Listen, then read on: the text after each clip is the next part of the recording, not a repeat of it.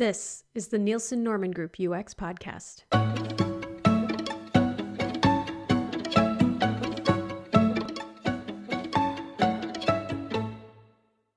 I'm Therese Fessenden. There's this common myth about visual design that it's a purely aesthetic endeavor.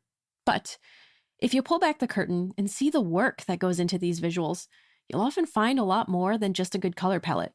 So, to explore this topic in more detail, I spoke with the mastermind behind a lot of our digital design these days, Kelley Gordon. Kelley is the digital design lead at NNG, but before NNG, she was a UX designer at IBM. Fun fact, she also has a few pending US patents related to search rules, communicating users' tone, and a cognitive information assistant. In this episode, we talk about her journey to UX design, what has helped her grow as a designer, and we break down what visual design really entails.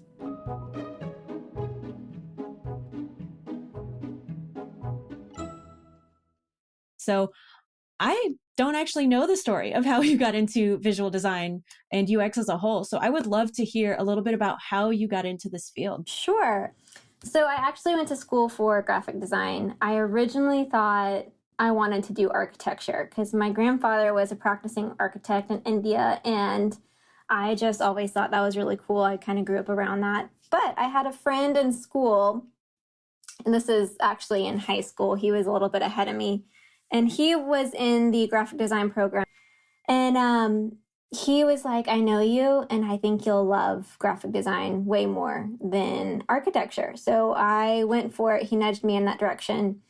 And NC State actually kind of has an emphasis more on user experience for their design program. So that's kind of how I fell into it. As far as the visual design side of it goes, I would say that was definitely a development later in my career. Just, it's hard because it's like when you're just starting out, you have the people that are like raw talent, super easy. They can just do anything without a lot of work. And then you have other people that it's like, okay, we have some talent. Maybe it's a little bit lower on the level, but with a lot of just like you could just say my name next time, Kelley. I'm talking about kidding. Me. It's like, you have some good, maybe some guts, but you just need a little bit more time refining them, learning, researching to get to the level where somebody who already has a really good natural talent, get to the same level as that. So with that, so that kind of came later in life when I decided and realized, the importance of this kind of intersection of user experience and visual design together.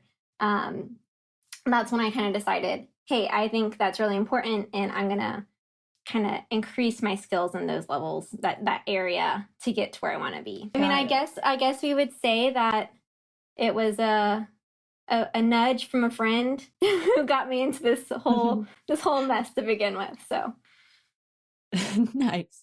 So I would love to dig into this because you've mentioned that there is technically a moment at which you started looking into visual design, and that is not necessarily a divergence from UX, but that it is a bit different. So I would love for you to kind of describe in your words or based on your understanding, what exactly is the difference between these two things, or how are they related to each other? Because obviously they are related, but a little different. Yeah, so that's a really great question, Therese. And I feel like, I've been in it a while, but I'm still asking myself that same thing. So for me, UX is obviously, how are users completing tasks or doing things in a service, in an app, in a flow. How are their needs being met? Whereas visual design is a lot of how things look and how people feel. And I've learned that it's not just colors, and it's not just oh, this button has rounded corners, or this has a stroke and this doesn't, and our font is like this. Those are all very important pieces of visual design. But it's really, how do you make your visual design work well and work hard in a design? So it's not just something that's sitting on the page making it look pretty, but it's really making it kind of work for the user so that it makes it easier to use. Yeah. Yeah, I can totally see that relationship. Like you've got the visual design as like the means by which you achieve a user experience. And so when you're doing a design for a user experience, you might have certain intentions, certain functionalities, certain outcomes that you might want for your user. But visual design is how you get to those. Does that seem fair? I would think so. That's a good summary, I think, of how I think of it. So yeah, that's great. Okay. Yeah.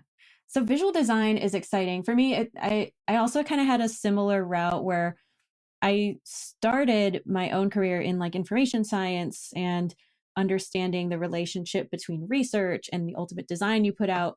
But visual design kind of came as like the how I would be contributing into this field of UX. And so I did a lot of like proof of concepts and putting together like palettes and brand guides, and that was all fun. At the time, I knew I really wanted to go into research, but other people find that maybe they start out in a different area and they want to go into visual design because it's fun, it's hands-on, like you get to actually see stuff materialize. So now I'm wondering like how that sort of realization came to you, like this is what I want to do. Well, I think it came to me when I was first working in my first job out of college. And I was working on kind of like a very complex file management, content management system. And I realized that designs that I did that weren't as carefully considered in terms of how they looked didn't sell as well than when they did have very considered visuals with the UX. Mm-hmm. So that became like kind of an eye opener of, okay, obviously visuals are helping in a way that otherwise I wouldn't be able to get as much support from stakeholders or good feedback from users when we did research with it, testing. So that's kind of when I first realized like, oh, there is something here and I want to actually kind of utilize that knowledge insight that I've learned. So yeah, so that whole experience of seeing how much farther something goes when it looks good, is what kind of made me be like, okay, this is definitely worth pursuing and learning and pushing myself in to get the skills that I need to get so that I feel confident in what I'm designing and putting out there.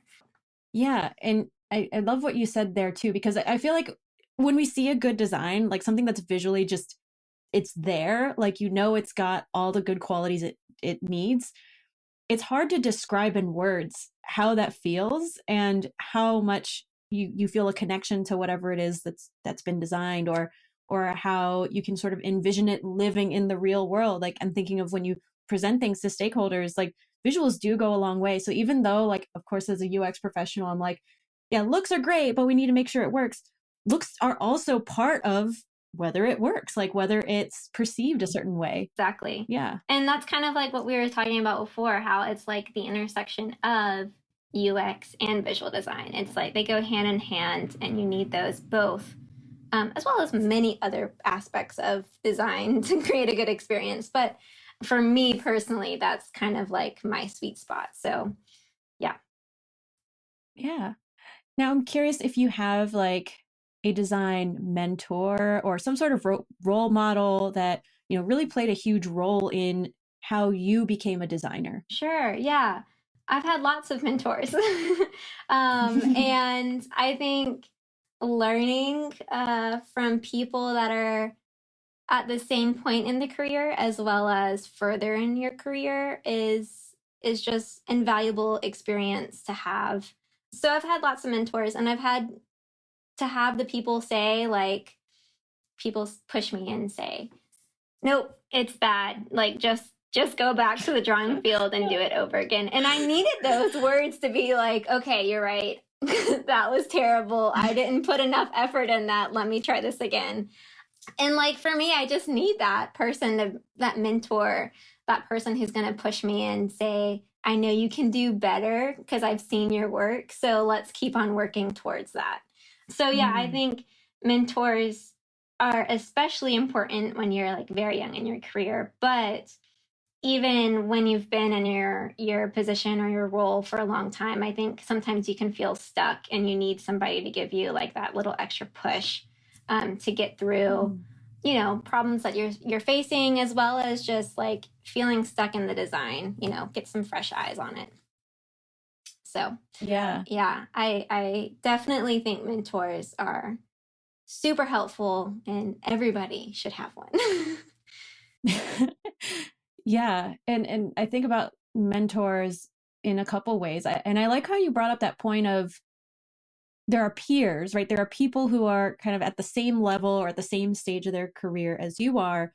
And we shouldn't necessarily look to them as not a candidate for mentor, because in a way they can teach you a lot about their own respective experiences, maybe things that they know that you don't know, and vice versa. Like you can have this kind of give and take relationship with a mentor. Exactly. Yeah. I know we traditionally think of it as somebody who's like higher up, of, you know, somebody that you aspire to be, or has a lot of insight, or maybe has a lot of push or pull in politically within the company or something like that. But I think you can get just as much out of a relationship that is even peer to peer. So yeah, it's a great point. You kind of bring that up. Yeah. Now, I'm curious, you mentioned that there were times people would look at your designs and have something to say. Were there ever, well, I'm sure there were mistakes, but like what mistakes or lessons did you have to learn as a designer? What were some of the challenges that you had to overcome that are particularly memorable? Well, let's see. Starting off, I mean, even in college, when you're learning things and you're just like have no idea what's going on, what looks good, what doesn't, what like functions well. I've had so many college professors would be like, well, it's lacking some things here.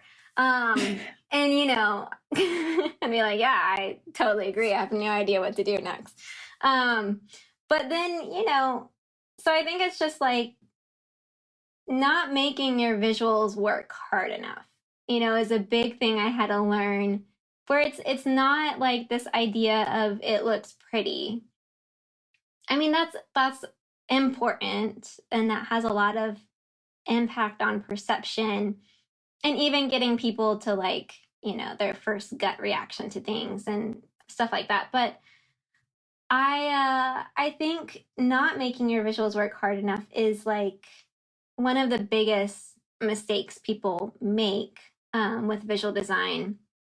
So, you know, this color means this thing, so use this color in that same way everywhere, you know, or I don't know, let's think of other things, like this color means red. I mean, this color red means, you know, it's a signal of saying, you know, watch out, air alert, whatever. So make sure you're only using red for that color or something like that. So I think just like, you know, making it more than just pretty was the biggest thing I've kind of had to learn and really push for, especially when you're like doing user testing, because there are all sorts of things that you hear when you're when you're testing visuals.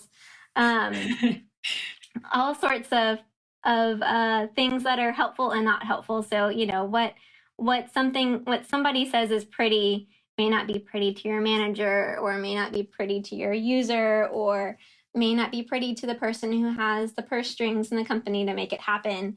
So I think there's just lots of, you know, just make it work harder than just being pretty, because you've got to have a kind of a rationale for why are we doing something. And I feel like visual designers, I mean, this can be completely wrong, but I feel like visual designers typically get like a bad rap, or like kind of seem like less than everybody else, because sometimes, a lot of the times, we are saying like, well, that just looks pretty this way, but like it needs to be more than just pretty. Like it needs to have a function to why we're doing that. So yeah, what we're I think that's like my very long-winded response to that, but no, that's a great response. But yeah, so having more to your visual design than just, oh, this is a nice color palette. Like actually thinking through what that color palette means. What is it communicating? What are some of the maybe underlying meanings that people are carrying with them? If they have some preconceived ideas of what red means, then, not trying to force fit something that won't necessarily work. So yeah, I think that there can be a lot more to visual design than making things pretty. That's certainly one of the things, but there's a lot more that goes into it. And I guess the other thing that makes me a bit sad too is sometimes it's a bit of an underrated skill. Like it's a skill, and it requires a lot of reading and learning different theories and actually practicing to see what works. So, yeah. You bring that up, and one of my biggest things was, okay, when I was first learning out this whole idea, like, okay, visual design adds a lot to a design, an experience. Obviously I didn't have those skills, but I wanted to learn them. So one thing was just like, okay, well, practicing in other areas seems to help refine your skills. So I will practice in visual design area, and doing that, a lot of times I would look at examples that I thought were very nice looking and polished and clean, professional. Like, what did they do that made it feel that way? What are like, and you're just looking at details, you're looking at color palettes, you're looking at how are they spacing their type out. It might be getting into doing an inspecting the code, and seeing like how exactly did they code it to make it work and look right.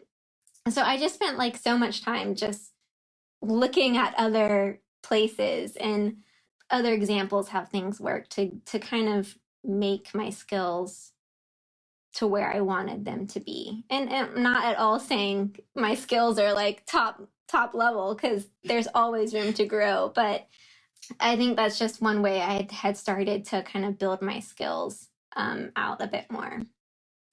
Yeah. And those skills, just to kind of lay them out there, like that's a lot, right? You had a couple things going on. You have the actual like ability to figure out spacing, figure out how you're going to arrange type. And some of that might even be mathematical. So just to kind of debunk some myths there about, oh, visual design is just art. It's not just art. It can also be mathematics. It can also be, like you said, some coding involved, where you actually have to have a little bit of knowledge around maybe HTML or, CSS, so that you can figure out where or how you're going to spec this out. And if you're going to coordinate or collaborate with a developer, you need to be able to communicate how that's style or how this particular element is going to appear. So yeah, absolutely. Yeah, and a lot of times also, Therese, we may not have a front end designer, a front end developer that we are working with. So it's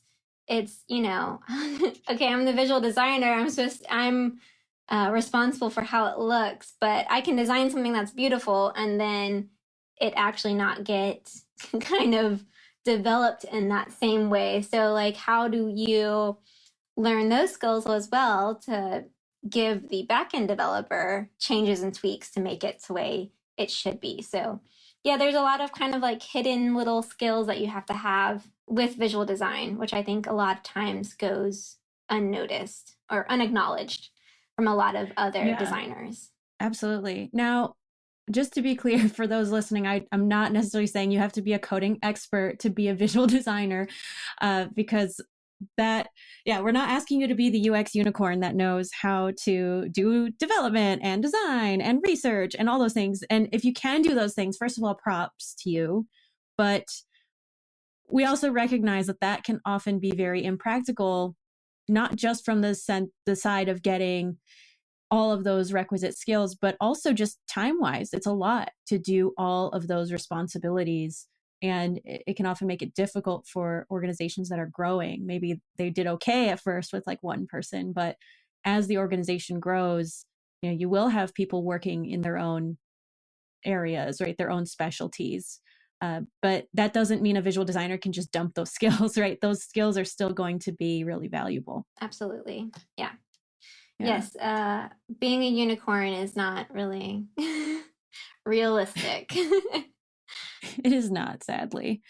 Well, I actually wanted to pick your brain about something because through your time, through your career growing as a visual designer, there were times that you had to receive feedback, right? And it seems like a lot of those moments of growth had a lot to do with feedback. How did you get good at receiving feedback? Because I know for me, sometimes if somebody tells me that this design needs a little work, sometimes I'll make a little pouty face like, but it's good. And then I look at it like, well, yeah, actually, you're right. Like, this could probably be improved. So what do you recommend, or what advice would you give to help designers be able to receive this feedback in a way that it is not too painful, but at the same time, you can actually do something with it? Yeah, that's a great question. I think it's just a lot of practice. I ask a lot for people to give me feedback on work that I'm doing. And I try to do it when I think my work is at a point, obviously, where it's worth asking for feedback. But so I try to set myself up for success in that way. But you just have to take a step back and say, okay, my work is not where it should be yet. That is okay. Like, we've learned these things from this conversation. So now how do we make it better? And you have to kind of take yourself out of the equation. Obviously, it does help with some soft skills from the person giving you feedback of, not saying you're like terrible. And I hope you're not working with people like that. But, kind of you just have to say, this is not a reflection of me personally. This is, I'm learning these skills and these are ways for me to improve them. So I would say that's kind of how I've done it. And obviously doing it a million times has helped kind of make it a bit less tense. So yeah. Yeah, it seems like it's two-part, right? Obviously, you're not responsible for what somebody else tells you, but there is some degree of separation that you need to have between your sense of self as a person, your sense of worth as a person, and the work that you're putting out there. It seems like that's a really important component to staying sane, for one, but also being able to use the feedback in a meaningful way. Right. And if you're not getting feedback that you feel is meaningful, then you just have to start kind of prying and asking some more questions. Like, could you explain a little bit more about what you mean, or could you elaborate on this point X, Y, and Z, and kind of get to a place where it does feel a bit more tangible, or, I can actually take these points to better increase my my work on how it is. So yeah, so I think you're totally spot on. It's kind of stepping away, but also digging in a little bit of how to ask questions or how to respond to them. Yeah. Now, I guess on that same note, if you had to give advice to somebody giving feedback, since often you're working in a group of designers and you're all kind of helping each other to succeed in some way, what advice could you give to the feedback giver? To feedback giver. So there's a good method here. You guys are going to think like, of course, everybody knows this. But, compliment sandwich a little bit, like, hey, I see you've spent a lot of time working on this. Well done. Props to you. Here are the things that you could work on. I think, and then follow it up with, I think this is going to be really great with these changes and even probably things that you'll continue to do without my feedback, So nice and simple. Makes the person getting the feedback feel, valued and heard and appreciated, which is a huge thing for when you're giving feedback. So, yeah. the compliment sandwich is simple, but at the same time, incredibly powerful. And I think it gets a bad rap because it's, and I know that it can often feel, especially if you have strong opinions, the compliment sandwich can sometimes feel ingenuine because maybe in your heart of hearts, you're like, this is awful. But all that said, there is always an opportunity to be objective. And that's the way I look at the compliment sandwich is it's, yes, it can soften the blow of difficult feedback, but at the same time, it forces us to be more objective about how we deliver what it is we're criticizing. So I think it serves two purposes. Yeah. Yeah. Well, and it's like, okay, I don't like what I'm seeing here, but I'm going to find at least one thing that is good. And from that one thing, that's going to build rapport with whoever is receiving feedback and making them feel like, oh, okay, they can do design even if they're new, So it's like forcing yourself to get out of this constantly critiquing pattern that I think as designers we have. It's like always what can be better. There's always something better. But also acknowledging the effort that you have spent to do something. So yeah, compliment sandwich. Yeah. I know, but also it is useful. It is. It definitely is. Side note, this is a shameless plug for one of our 1 hour talks. It was Sarah Gibbons. She talks about how to structure a design critique. And my big takeaway for whoever's listening is do try to structure your design critique. So that way, at least it's not just all opinions. Like you actually have specific criteria that you're looking at. So that way, when you do give feedback, it's not about the person and it's not just about how you feel, but what is it ultimately achieving? What is the design ultimately achieving? Right. And making it very tangible. There's nothing worse than, I think my first job, there was this one stakeholder that we were like, what are you even telling us right now? We'd, walk away from a conversation where she's giving us feedback and we just had no idea what she was even saying. I don't even know if she knew what she was saying, but it was just make it tangible so that it's easy to digest and I can actually make changes based on what you're suggesting. So yeah, there you go. Yeah. Nice. Now we've been talking quite a bit about, visual designers and growing in this craft and also being able to help other designers grow in this craft. Now, there might be folks listening who aren't visual designers at all, right? And maybe are tasked with the responsibility to create something visual. Maybe that's a proof of concept, or maybe that it could be that the visual designer is gone and they need to somehow step in. So are there any tips you could give to people who don't necessarily call themselves visual designers, but find themselves tasked with the responsibility to do some form of visual design? Sure. So a couple of things here I think that is helpful. If the place that you work for has a style guide, a pattern library, some type of system to help you design, and has a place that stores colors and fonts and sizes and space speckings and all that kind of stuff, use that because obviously you should not be reinventing the wheel. But look at designs that other people have designed using those patterns and see how they've put them together. Kind of look at an example and analyze it, break it down. How they do it? Why does it look good like that?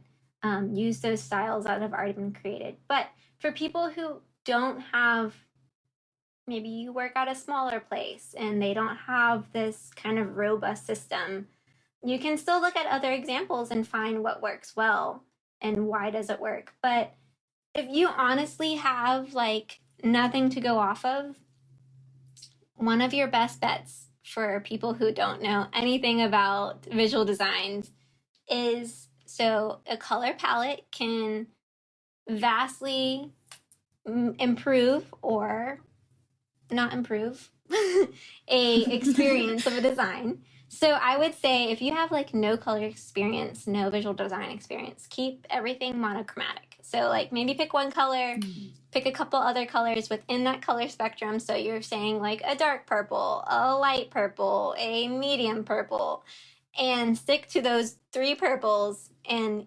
hopefully, I mean, that should set you up for success there. Because it's like the easiest way to elevate a design if you have no idea how to mix colors, use colors, anything like that. Super easy too, because it's like, okay, this is a light, dark, and medium shade of this one color.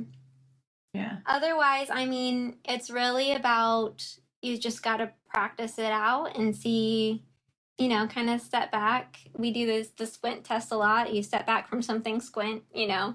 What does it look like? What are you seeing? What's coming out to you first? That's kind of giving you a clue at the visual hierarchy of things.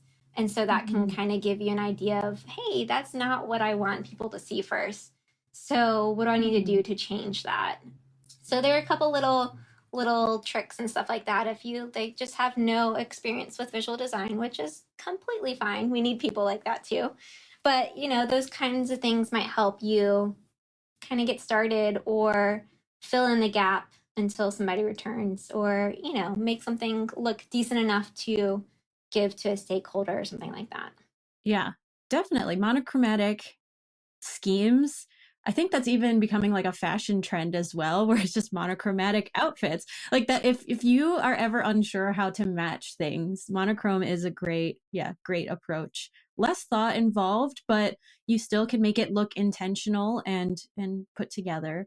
And I do appreciate that squint test mentioned too, because we have one of our full day courses, web page UX design, where we actually do the squint test to see like if we're designing a web page, is the button that we really need people to click on actually standing out, or is it starting to blend into the background?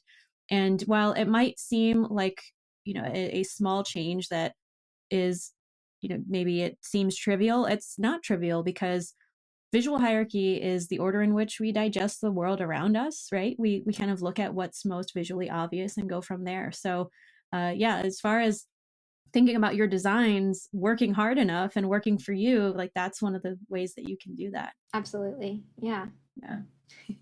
Yeah.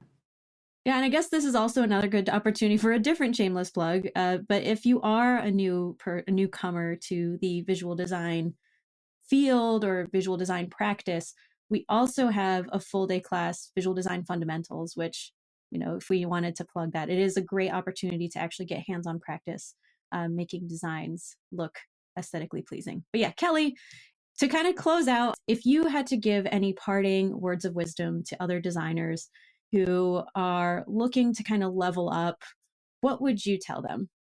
I would tell them don't give up. It's something that takes a lot of experience and finessing with. And a lot of times there's small little changes to things that make something feel more polished and more put together visually. So it doesn't, you know, it feels like maybe you're just, I'm moving this thing 2 pixels here and I'm changing this color barely. But those little details add up and do bring a lot of polish to a design. So don't give up. You can do it. Look around you, ask for feedback, and keep on practicing. You'll get there. Yeah. Could not agree more. And if I were to inject one last little piece of advice, is never name your file final. I've rarely ever reached that point. So that would be my wisdom for the world. All right. Well, Kelley, thank you so much for your time. If anyone wants to follow you on social media, where could you point them to? You know, Therese, I don't actually have a professional Twitter or professional Instagram, but shameless plug, follow NNG. So at NNGUX, we definitely have Instagram there. I do a lot of the posts and stuff like that. So I guess follow us there. Yes. Kelley is the mastermind of our NNG Instagram account and is often the mastermind behind a lot of our visuals. So we're really glad to have her as part of our team. And do follow us there if you want to see more of her work. Well, Kelley, thank you so much for your time. It's been an absolute pleasure. Yeah, awesome. Thanks, Therese. I appreciate it. It's been a great talk. That was Kelley Gordon. You can find her visual creations on our Instagram at NNGUX. If you want to find her articles and videos, or if you want more UX content in general, you can find all of these at our website, along with some info about upcoming virtual UX conferences. So the next ones are taking place on June 18 through 24 and July 16 through 22. For all of that information, check out www.nngroup.com. That's NNGROUP.com. And of course, if you like this show and you want to support our work, the easiest way to do that is to leave a rating and follow or subscribe to our podcast on whatever platform of choice. This show is hosted and produced by me, Therese Fessenden, and all sound editing and post-production is by Jonas Zellner. Music is by Dresden the Flamingo and Tiny Music. Special thank you to Kelley Gordon for her time on the show. Thanks for listening to this episode of the NNG UX podcast. That's it for today. Until next time, remember, keep it simple.